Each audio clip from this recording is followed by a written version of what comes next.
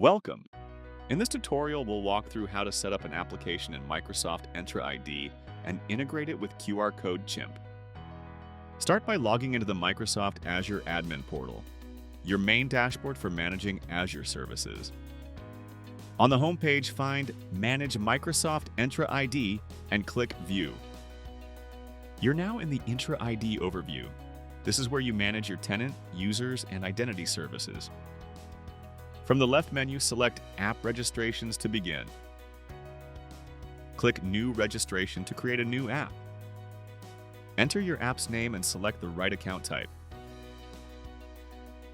For the Redirect URI, copy and paste the URI from the QRCodeChimp integration page.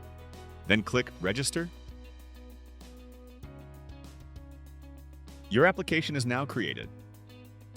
Copy the application client ID, paste it into QRCodeChimp to connect your Azure app. Next, go to Certificates and Secrets, then click New Client Secret. Give it a description, choose when it expires, then click Add. Once the secret is generated, copy the value immediately and paste it into QRCodeChimp. This completes the connection. You're all set. Your Microsoft Entra ID app is now fully integrated with QRCodeChimp for white label Active Directory login.